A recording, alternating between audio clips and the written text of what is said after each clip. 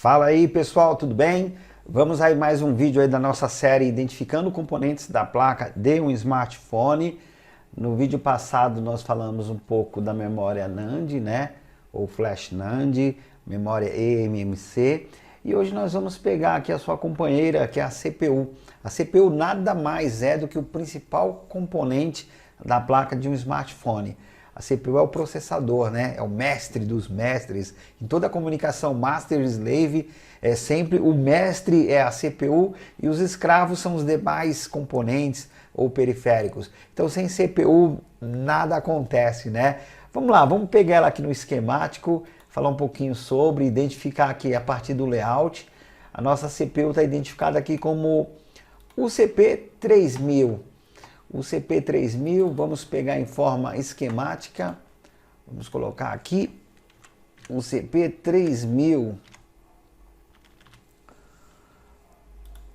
Bom, tá aí, a nossa UCP3000 é o componente que apresenta o maior número de entradas e saídas, o maior número de funções, que apresenta aí comunicação com todos os outros circuitos. O que a gente pode falar sobre defeito de CPU? CPU é muito complexo, né? A CPU ela não se permite a troca de forma isolada, né? Para se trocar uma CPU, teria que arrastar todos os outros componentes que forem endereçados, vamos dizer assim, né? Que foram casados com a CPU. No caso, uma memória, né? Alguma EEPROM, baseband, não dá para trocar somente a CPU, tá, pessoal? Que isso fique claro. É um componente que na maioria dos smartphones vem com bastante resina, então torna também difícil o acesso e que nós podemos aí atribuir como sintoma de defeito, né, para que uma CPU possa não estar trabalhando.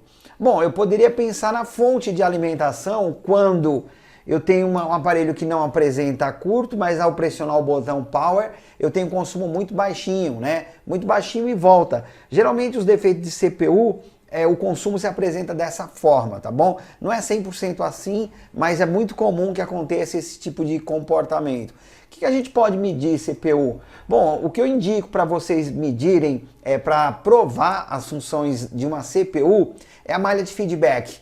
Tá? A malha de feedback ela é identificada em alguns casos como Power Hold, PS Hold, né?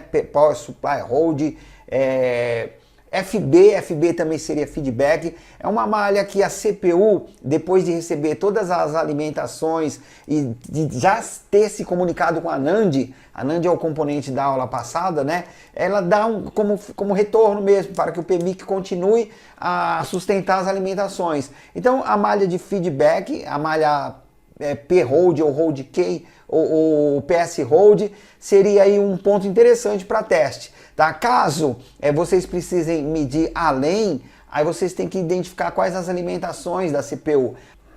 Então, aqui na página do nosso PMIC, eu tenho aqui a malha PS Hold, né? AP PS Hold.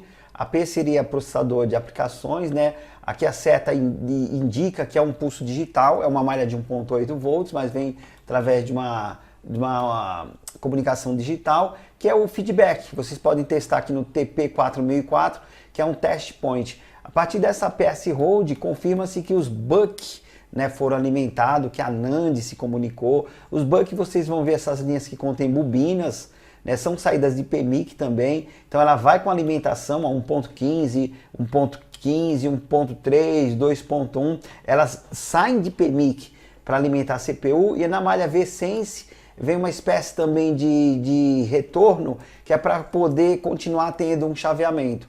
Tá? Então a CPU é o processador, é o principal componente da placa. Nós podemos testar as alimentações que vêm de PMIC através dos buck, né, dos conversores buck que saem por bobinas osciladoras.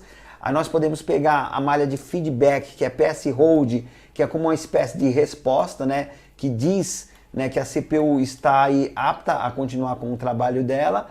E o restante, pessoal, é comunicação digital. Tá? As comunicações digitais, o certo seria se fazer os testes aí com os osciloscópios, né? Seria utilizar de osciloscópios aí para poder provar, né, as atividades. E aproveitando o assunto CPU, eu já dou algumas dicas para vocês também, tá?